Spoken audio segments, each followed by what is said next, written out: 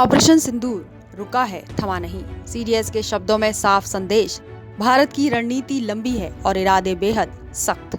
देश की सुरक्षा नीति पर आज सबसे बड़ा बयान। ऑपरेशन सिंदूर खत्म नहीं हुआ है, सिर्फ रोका गया है। मतलब साफ है, खतरा अभी टला नहीं है, पूरी तरह अलर्ट मोड पर है। दरअसल सीडीएस का ये बयान 9 जनवरी को पब्लिक पॉलिसी फेस्टिवल को संबोधित करते हुए कहा गया। हालांकि कार्यक्रम के दौरान उन्होंने और भी कई बातों का खुलासा किया, जिनमें ऑपरेशन सिंदूर के बाद हुए पाकिस्तान में बदलाव, सिंधु जल संधि का टलना और भारत की आगे की रणनीति अहम मुद्दा रही। There could be military defense cooperation amongst them, which we keep reading in newspapers. There is no formal military alliance or treaty. No. So coming to each other's aid is a different kind of an aid, or different kind of thing as things stand today. So we must take that into our particular calculus. Sometimes this gets connected with our ability to conduct, 2-front war, 3-front war. People talk about. Yeah, they do. Yes. So probably, maybe part of that question was alluding towards this. Yes. So let me also say this, that this particular concept came about in between First and Second World War, when Germany faced one adversary, that's France on one side and Russia on the other side.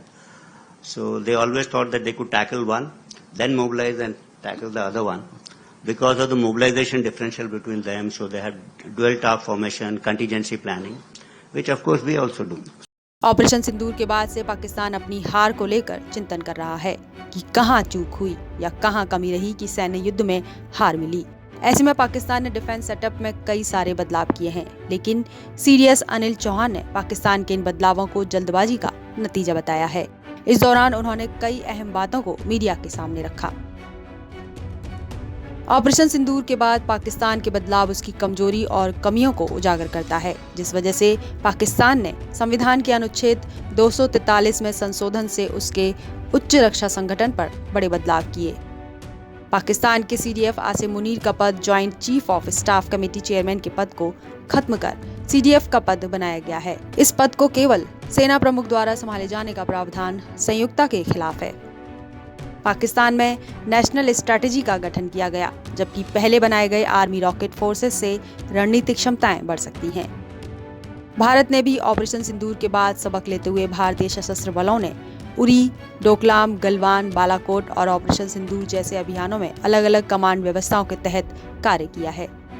वहीं भारत में प्रस्तावित संयुक्त theatre command को लागू करने का समय 30 मई 2026 तक बढ़ाया गया है, जिस पर सशस्त्र बल कार्यरत है।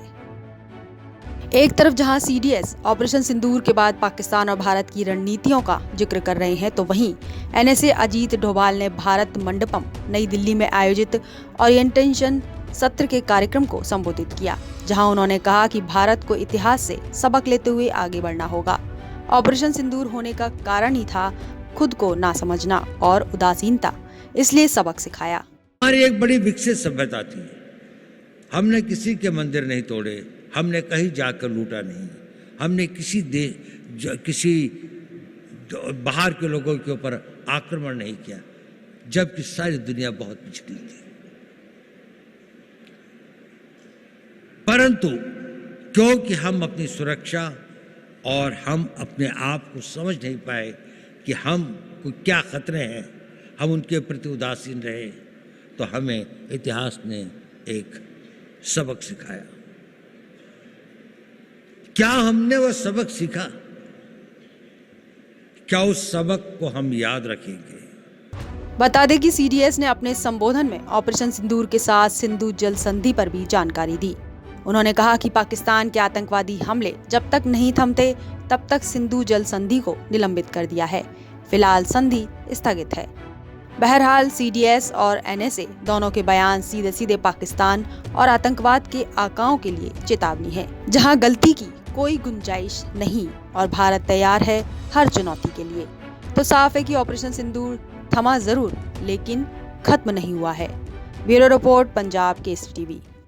हमसे जुड़े रहने के लिए हमारे YouTube चैनल को सब्सक्राइब करें और नई वीडियो की नोटिफिकेशन के लिए बेल आइकॉन को दबाएं।